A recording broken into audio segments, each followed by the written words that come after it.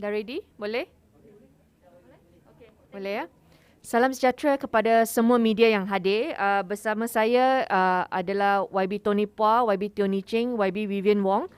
Dan kita nak buat press conference berikutan jawapan yang telah diberikan oleh Menteri Dalam Negeri semalam di Parlimen mengenai My Travel Pass. Okey. Jawapan yang Menteri bagi semalam, beliau kata My Travel Pass permohonan masih diperlukan kerana ia adalah digunakan untuk menyekat penyebaran COVID dan mereka telah lihat daripada data mereka bahawa My Travel Pass ini telah berjaya mengekang ataupun trace 4,000 COVID positif punya kes dan ini adalah 2% daripada jumlah kes COVID. Jadi saya rasa ini kalau kita gunakan data ini sebagai justifikasi untuk kita teruskan permohonan My Travel Pass, memang ekonomi negara tidak akan pulih. Kerana sekarang ini kita dah nak masuk endemik, okay, dan semua permohonan My Travel Pass sekarang ini memakan masa lebih kurang 14 hari. 2 minggu adalah setengah bulan. Okay, masanya terlalu lambat birokrasi. Dan ada ramai yang datang ke semua pejabat ahli parlimen setiap kali isu-isu My Travel Pass. Jadi kalau kita nak pulih, kita tak boleh teruskan permohonan seperti ini kerana memakan masa terlalu lama.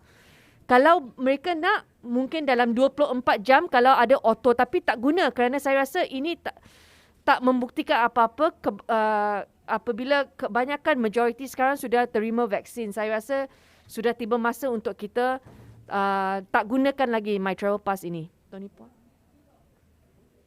Semalam saya ada bangkitkan isu My Travel Pass di mana kita menyuruh supaya kerajaan phase out ataupun batalkan skim My Travel Pass di mana rakyat Malaysia perlu memohon kepada Jabatan Imigrasi untuk mendapat kebenaran My Travel Pass untuk keluar negeri atas sebab-sebab tertentu sahaja. Dan perkara ini telah pun saya bangkitkan dan telah pun menerima sambutan ataupun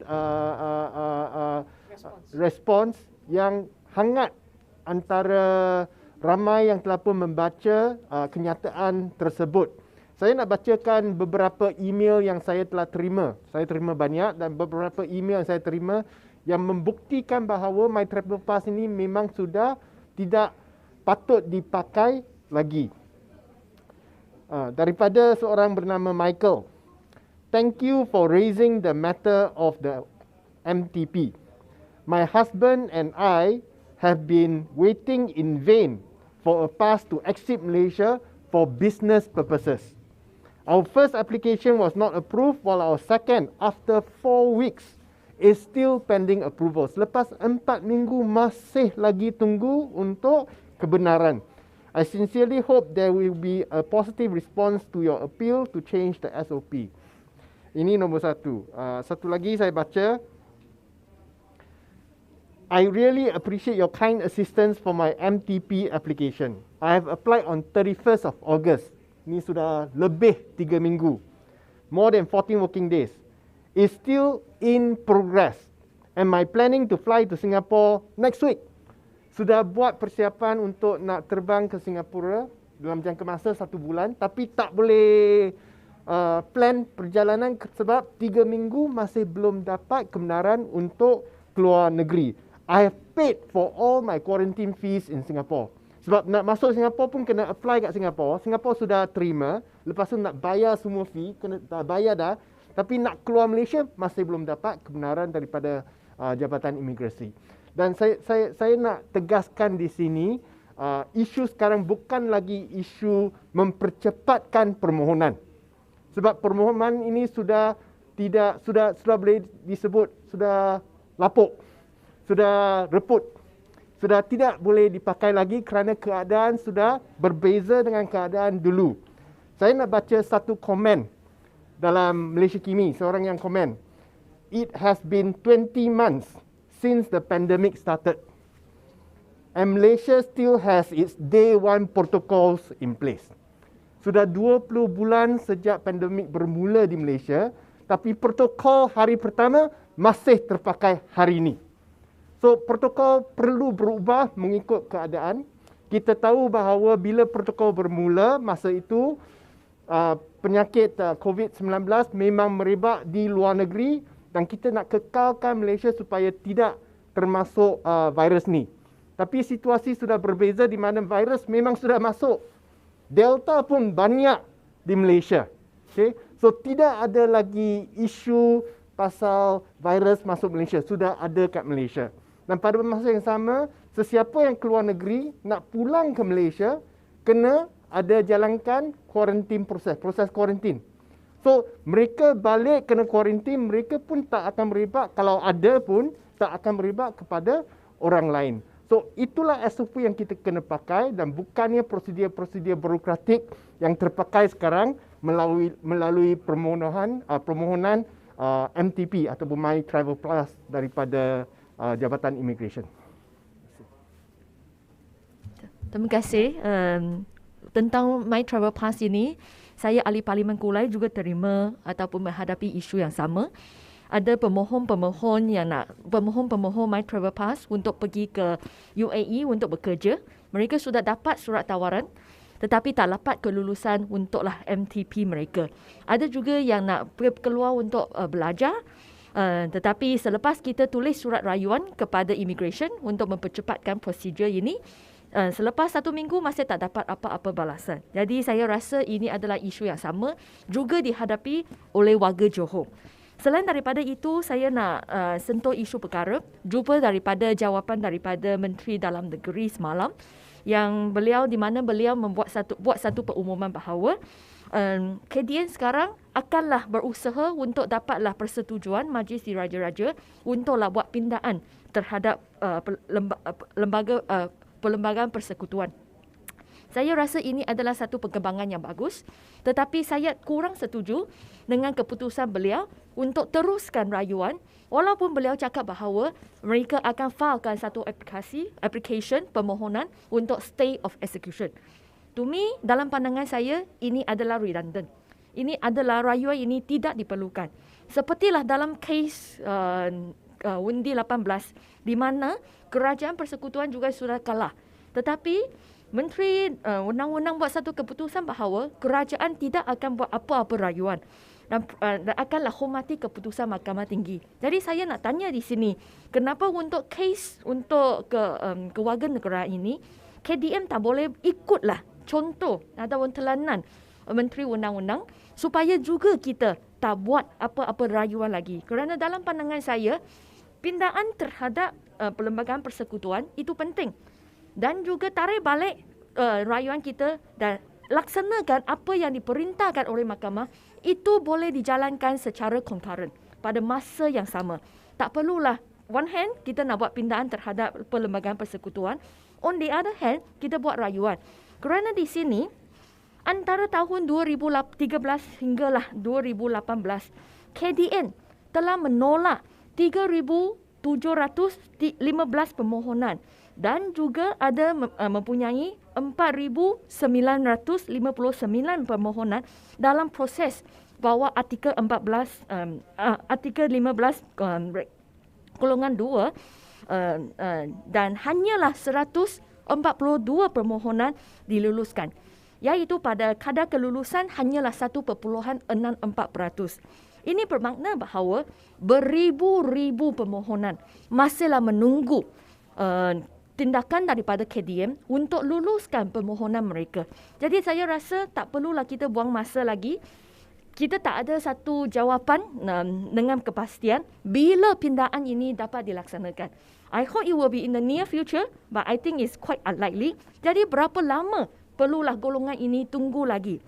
Selain daripada itu, saya juga harap bahawa apabila kita buat apa-apa pindaan terhadap Perlembagaan Persekutuan, biarlah kita jugalah menyelesaikan isu-isu yang dihadapi oleh golongan ayah. Warga Malaysia, tetapi oleh sebab mereka tidak mendaftarkan perkahwinan mereka dengan warga asing, jadi anak mereka yang lahir di Malaysia juga tak dapat kerakyatan. Saya rasa isu ini juga perlu ditangani semasa kita buat sebarang pindaan terhadap Perlembagaan Persekutuan. Saya nak merujuk kepada jawapan yang diberi oleh Menteri Dalam Negeri yang bertarikh 15 hari bulan September. Untuk golongan ini, maksudnya ayahnya warga Malaysia. Isteri dia bukan warga negara. Mereka tak daftar perkahwinan mereka. Jadi untuk citizenship, untuk kerakyatan, mereka perlu buat permohonan di bawah perkara 15A. Di antara tahun 2019 hinggalah 2020, sebanyak 6,489 permohonan telah dibuat. Tetapi pada masa yang sama, 2,969 sijil kerakyatan telah dikeluarkan pada tempoh yang tersebut. Jadi saya rasa walaupun ini kadar kelulusan ini nampak tinggi sikit, tetapi ini juga adalah salah satu isu yang perlu kita tangani. Kita bukan sahaja memperjuangkan untuk hak golongan wanita yang kahwin di luar negara dan lahir anak mereka di luar negara, tetapi sama penting adalah golongan ayah yang kahwin di Malaysia, tak daftar kahwin mereka di Malaysia, isteri mereka adalah warga asing, tetapi oleh sebab mereka tak daftarkan kahwin mereka, akhirnya anak mereka tak dapat kerakyatan walaupun mereka lahir di sini, duduk di sini dan pergi sekolah di Malaysia juga. Jadi saya harap isu ini juga akan diberi perhatian oleh Menteri Dalam Negeri, dan paling penting ialah saya harap beliau boleh timbang balik keputusan untuk buat rayuan. Saya rasa cukup banyak backbencher dan juga wakil-wakil parti daripada pembangkang dan juga kerajaan telah buat kenyataan.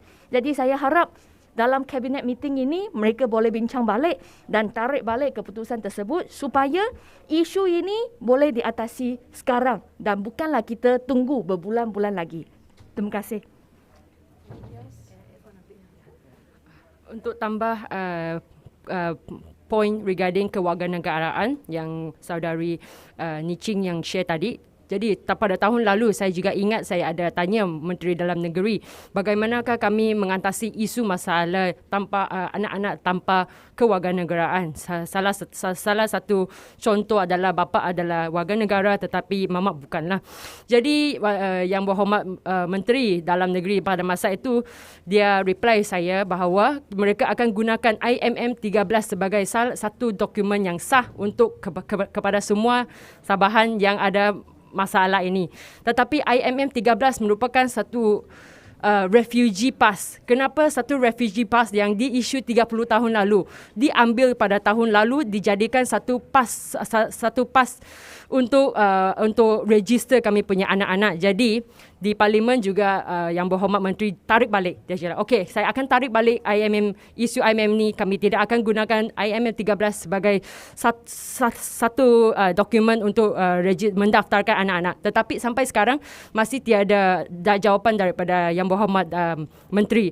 Jadi ini adalah isu yang sangat serius. Jadi terutamanya di Sabah, kami punya anak-anak yang tanpa dokumen adalah sangat bertambah dan sampai kami sudah tidak dapat kira berapa anak-anak yang tanpa dokumen di kalangan kami.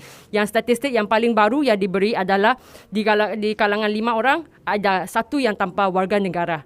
Jadi ini merupakan isu yang sangat besar. Saya harap Yang Berhormat Menteri memang look into this issue, form a committee dan involve kami. Sebab kami yang di kawasan tersebut memang sangat faham apa masalah yang dihadapi. Dan juga dengan masalah ni sekarang mau ambil vaksin pun susah. Sebab tanpa warga negara, tiada dokumen, macam mana kamu bagi vaksin. Tetapi for us to reach herd immunity, kami perlu bagi vaksin kepada mereka juga. Kami tidak boleh discriminate mereka.